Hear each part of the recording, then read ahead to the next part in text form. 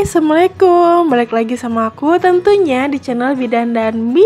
Oke, di video kali ini kita akan bahas tentang tahapan proses persalinan kala 3. Jadi di video sebelumnya kan aku udah pernah bikin yang tahapan proses persalinan normal kala 1 dan kala 2. Jadi kalian bisa lihat di video ini dan ini ya. Nah, sekarang kita akan bahas tentang yang kala 3-nya. Apa sih yang terjadi pada persalinan normal kala 3 ini? Nah, tonton video ini sampai selesai ya. Oke. Tapi sebelum mulai, kayak biasa buat yang baru mampir di channel ini atau yang belum subscribe dulu dong. Ayo klik untuk dukungan kalian pada channel YouTube Bidan dan Bi ini. Makasih banyak ya. Dan jangan lupa juga untuk diklik tombol loncengnya.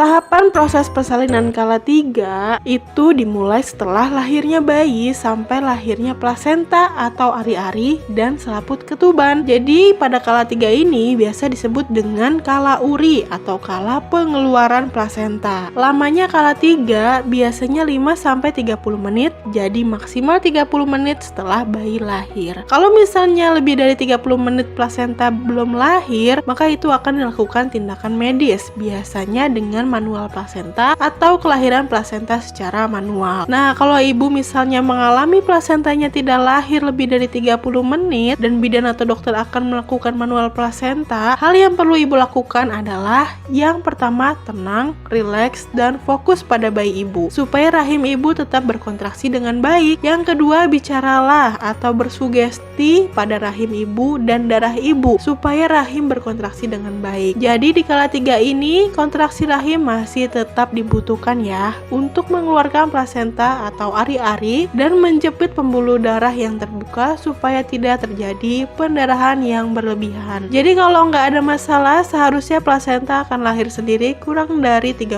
menit setelah bayi lahir. Nah, tindakan yang dilakukan saat kala 3 ini adalah ketika bayi udah lahir, terus bayi dan ibu sehat dan tidak ada masalah, maka akan dilakukan IMD, yaitu inisiasi menyusu dini. Jadi nanti ibu akan dikasih tahu kalau akan disuntik. Biasanya itu adalah suntik oksitosin dan biasanya disuntiknya di bagian paha untuk merangsang kontraksi rahim sehingga rahim bisa berkontraksi dengan baik dan akhirnya plasentanya bisa lahir dengan normal. Jadi kontraksi rahim itu tidak hanya dibutuhkan untuk melahirkan bayi aja ya, tapi saat melahirkan plasenta pun itu juga membutuhkan kontraksi rahim sampai masa nifas itu selesai. Nah, kalau udah disuntikan oksitosin, bidan atau dokter akan melihat tanda-tanda pelepasan plasenta. Tandanya itu tali pusat tampak memanjang, terus terjadi semburan darah tiba-tiba. Kalau misalnya udah ada tanda pelepasan plasenta, bidan atau dokter akan melakukan penegangan tali pusat terkendali. Jadi cuma ditegangin aja ya,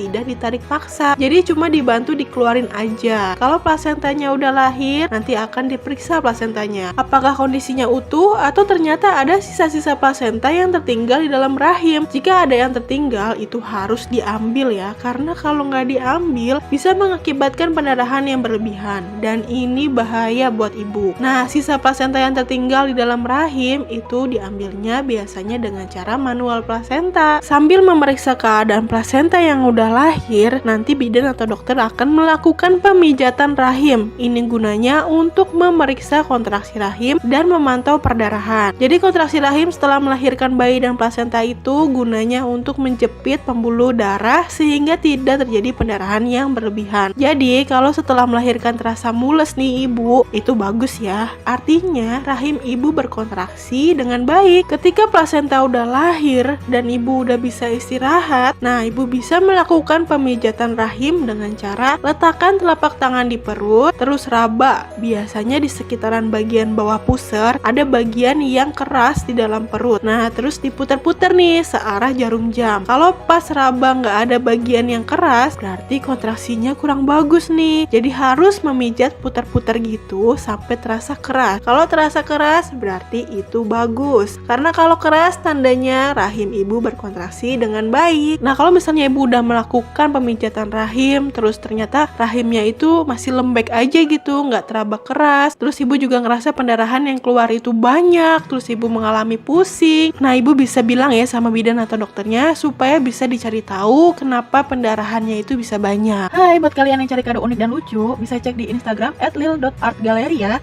Di situ aku buka jasa bikin karikatur. Nah, karikatur ini bebas request tema apa aja loh, suka-suka kalian. Nanti aku bikinin. Terus ada juga vektor, ilustrasi, biodata bayi.